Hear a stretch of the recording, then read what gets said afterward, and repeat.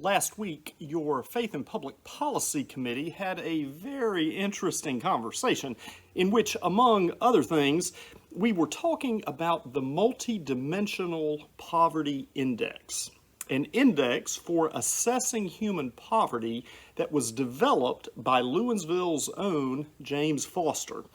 Now, as you know, I am no economist, but my understanding is that the core basic understanding and observation of the Multidimensional Poverty Index is that human poverty can be measured and assessed in more ways than simply measuring income levels. Educational levels, water quality, infant mortality, nutrition, quality of housing, sanitation resources, and other factors can be taken into account.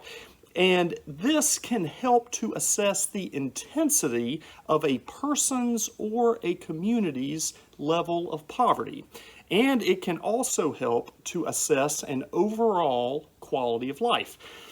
And I think that this is an enormously helpful way for us to think together about poverty and how we might go about addressing poverty, because it broadens the way that we understand and think about poverty. There are different ways to be poor, and in order to address poverty, it will help to take these multiple various dimensions into consideration. In much the same way, it occurs to me that there could be a multidimensional approach to human flourishing. In the Gospel of John, chapter 10, Jesus says, "I have come that you may have life and have it abundantly." Now, an abundant life is another way of saying a flourishing life. And it can be easy, especially in a consumer-oriented society like ours, to think that the abundant life consists primarily of material possessions. If I've got a whole lot of stuff, then my life must be abundant.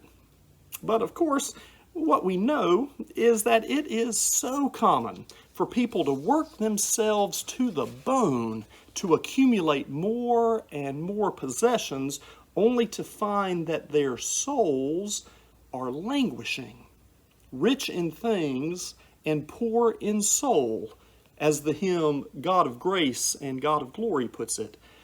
And it strikes me that as a church, one way to focus our ministries is to pray and discern about how we can contribute to the flourishing of people's lives in our community. In what ways are people languishing in poverty? In what different ways, various ways, are people languishing in poverty? Material poverty and economic poverty, as well as spiritual and emotional and relational poverty, isolation, loneliness, fear. How is God right now seeking to cultivate flourishing in the lives of the people in your neighborhood, in our county, and beyond?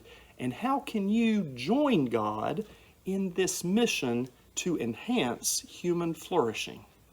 Friends, we'll see you soon.